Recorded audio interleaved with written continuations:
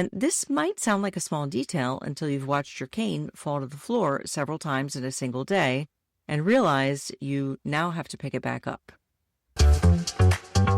Are you ready to get back to what you love after knee replacement?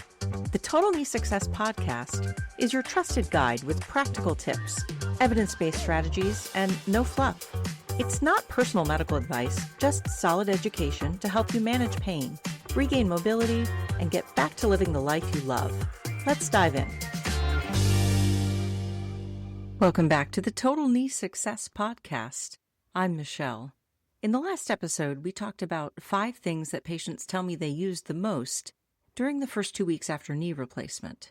Those recommendations focused on swelling, comfort, and getting through those early days at home.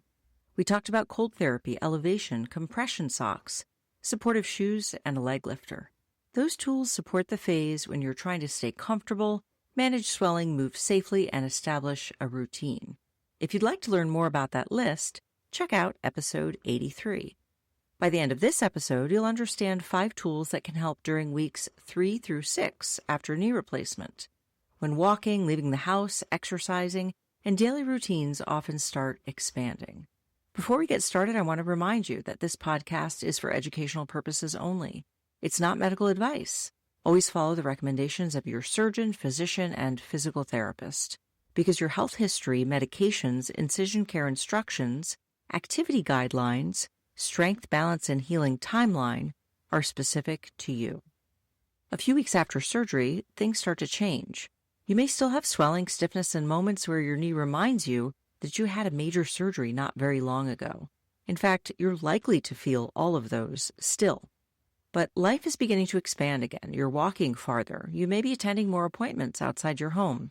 You may be spending less time sitting in one place and more time figuring out how to return to the daily activities that make life feel more familiar. Before we move into the list, I should mention that this episode is not sponsored by Hurricane or any of the products we're discussing today. They're simply tools that patients have found helpful and that I've seen come up repeatedly over the years. If you would like to see the specific list of items I'm talking about, I've put together a resource list in the show notes. Some of those links may be affiliate links, which means the podcast may receive a small commission at no additional cost to you if you choose to make a purchase. That supports me to continue to create the podcast and provide free educational resources for the knee replacement community. The first tool on my list for this phase is a cane with a pivoting self-standing base, like a hurricane. I'm not talking about a traditional quad cane with 4 prongs at the bottom. Those can be bulky and awkward for many people. They really do change your gait, too. What I'm talking about is a cane with a pivoting base and a rubber foot or feet that can stand on its own and move a little more naturally with your walking pattern. One of the milestones people look forward to after knee replacement is beginning the transition away from the walker and to a cane when appropriate and safe for them. For many people, that moment represents progress, and I would agree with that. At the same time, it can feel a little intimidating. Your walker has been providing a significant amount of support, and moving away from it can raise questions about balance, confidence, and stability. Check in with your physical therapist to see if transitioning to a cane is right for you. There are many canes available, and you certainly don't need one specific brand. One that patients frequently tell me they like is the Hurricane.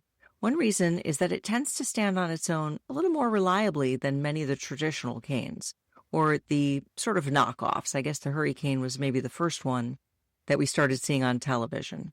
And this might sound like a small detail until you've watched your cane fall to the floor several times in a single day and realized you now have to pick it back up. Little frustrations like that can add up when you're still rebuilding confidence and getting your independence back. The larger point is not the brand itself. The larger point is having a cane that feels stable, comfortable, and appropriate for your needs. During this stage, many people are walking more, moving through larger environments, and spending less time inside their home. The right cane can provide just enough support to help bridge the gap between the walker and walking without an assistive device. For some patients, a cane can also support the return of a more normal walking pattern. If someone transitions away from the walker before they're ready, they may develop compensations such as limping, hiking their hip, or shortening their step. The right cane can provide support while you work toward a smoother gait pattern as strength and walking tolerance continue to improve. I also think it's important to remember that using a cane is not a sign that you're behind. Patients sometimes view assistive devices like a cane as something they should abandon as quickly as possible. I like to think of them a little differently. A cane is a tool. It's simply a tool, that's it. If the tool allows you to walk more comfortably, move more naturally, and stay active, then it's doing exactly what it's supposed to do. Okay, moving on. The second tool on my list is a car assist handle. This is one of those items that many people have never heard of until someone shows them one. It's a small handle that fits into the door latch area of most vehicles and provides a stable support point when getting in or out of the car. What I like most about this tool is that it's portable. You're not permanently installing anything in your vehicle. You can move it from one car to another, bring it with you when someone else is driving, or use it in a family member's vehicle. As life starts getting busier again and you're attending follow-up appointments, physical therapy visits, family gatherings, or simply running errands, that flexibility can be pretty helpful. Getting in and out of a vehicle requires several things happening at the same time. You're bending, shifting your weight, controlling your surgical leg, and often managing a seat that may be lower than the chairs you've been using at home. Even when walking is improving nicely, vehicle transfers can still feel kind of awkward. Having a stable point of contact available can make those transitions feel more predictable. I hear patients describe it as one of those tools they didn't think they would need until they used it for the first time. As you begin leaving the house more often, you may notice that the challenge is not always the destination. Sometimes the challenge is getting in the car, getting out of the car, walking through the parking lot, entering the building, sitting down, and then doing the whole thing again on the way home. Moving on to the third tool. The third tool on my list is a step tracker or fitness watch. Unlike a cane or car assist handle, a step tracker does not physically help you move. What it can provide is information. One of the challenges after knee replacement is that progress doesn't always feel obvious. Some days your knee feels stiff, some days it feels better. Some days you feel like you're making tremendous progress, and other days you wonder if anything's changing at all. During weeks 3 through 6, walking often becomes a larger part of your plan, and a tracker can help you see what you're actually doing rather than relying solely on how the day felt. I've had patients tell me they were convinced they had done less walking than the week before, only to discover that they had increased their average daily steps. And I've also seen the opposite happen. Someone feels like they're doing a lot more, but the tracker shows that activity has stayed fairly steady. Neither situation is good or bad. The value comes from awareness. One reason I like step trackers is that they can shift the conversation away from pain as the only measure of progress. Pain levels fluctuate. Swelling fluctuates. Energy levels fluctuate. Those things are important, but they don't always tell the whole story. Sometimes being able to see that you walked farther this week than you did last week provides a different perspective on your progress. Many fitness watches also track active minutes, heart rate, and activity trends over time, which can be helpful as your walking program expands. That does not mean that you need an expensive smartwatch with every available feature, but please do get one if that's what you'd like. A simple step tracker, though, is often enough. I also don't want step tracking to become another source of pressure. The number is information. It's not a grade. If tracking makes you anxious or encourages you to do more than your body is ready for, it may not be the right tool for you. For many people, though, it provides an objective way to see gradual progress that might otherwise go unnoticed from one day to the next. Onward to the fourth tool. My fourth tool is a stretch-out strap. This may not look like much, but it can become one of the most useful tools in your home exercise program during weeks 3 through 6. A stretch-out strap can be helpful for heel slides, calf stretching, hamstring stretching, and other exercises recommended by your physical therapist or surgeon. It gives you more control than trying to use a towel or bed sheet, and the built-in loops make it easier to position your hands without constantly readjusting your grip. By this point after surgery, range of motion is still an important goal, but the way you work on it often begins to change. During the first week or two, everything can feel intense because your knee is swollen, tender, and easily irritated. But by weeks 3 through 6, many people are participating in a more consistent exercise routine, even though stiffness may still be part of the day. One of the biggest predictors of long-term success is consistency. Progress rarely comes from finding one perfect exercise. It comes from returning to the right exercises over and over again. A stretch-out strap makes many of those exercises easier to perform with good control.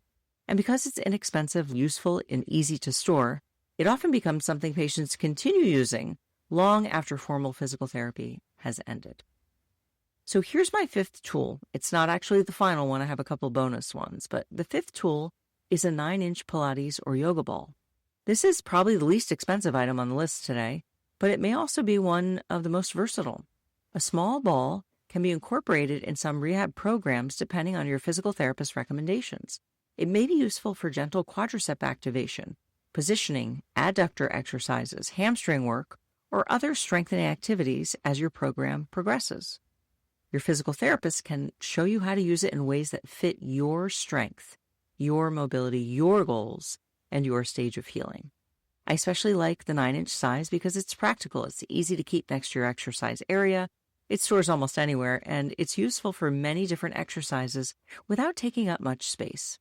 Sometimes the simplest tools become the ones you reach for most often. And before we finish, I want to mention a couple of other items that deserve a brief conversation.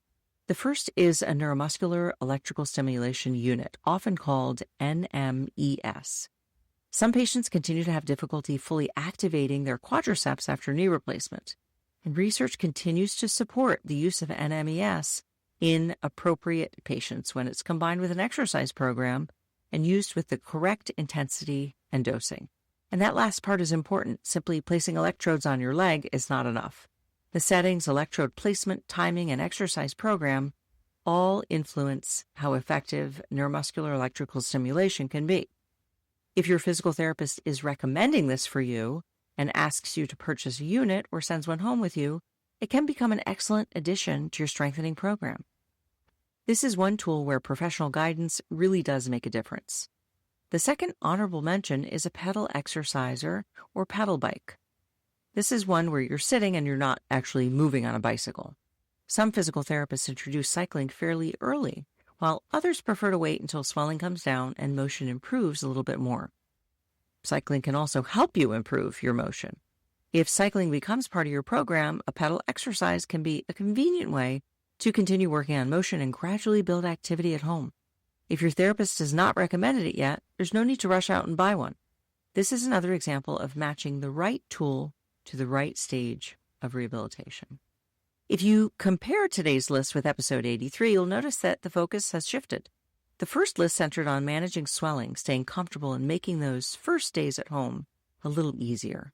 Today's list is about expanding your world again. Walking becomes a larger part of your day. You begin leaving the house more often. Exercise becomes more consistent. Daily activities become a little more familiar. Thank goodness. Each of these tools supports that progression in a different way. The cane can help some patients work toward a smoother walking pattern. The portable car assist handle can make vehicle transfers easier wherever you go. A step tracker can help you recognize progress that might otherwise be easy to overlook. The stretch-out strap supports your mobility program, and the small Pilates ball adds variety and versatility to many home exercises. As always, let your surgeon and physical therapist guide your timing. A tool is only helpful when it matches your stage of healing, your strength, your balance, and your individual rehabilitation program. If you'd like to see the products we discussed today, I've put together an episode 84 gear list that you can find in the show notes. It includes the exact types of products we talked about today, so you can compare options and decide what fits your needs. Some of those links are affiliate links, which means the podcast may receive a small commission at no additional cost to you if you choose to make a purchase. And while you're in the show notes, I also encourage you to join the Total Knee Success Insider newsletter. I share additional education, practical tips, research updates, and answers to some common questions that sometimes don't fit into a podcast episode.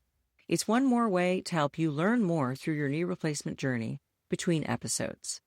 In our next episode, we're starting a brand new 4-part series called The Expectations Gap. We're going to begin with one of the biggest sources of frustration after knee replacement, recovery timelines. We'll talk about what some people actually get wrong, why comparing yourself to a calendar can be misleading, and how to judge progress in a way that's much more meaningful. Thanks for joining me. I'm Michelle, and this has been the Total Knee Success Podcast. This podcast is for educational purposes only. Discover more at totalkneesuccess.com and be sure to subscribe and share because every step forward takes you closer to living the life you love.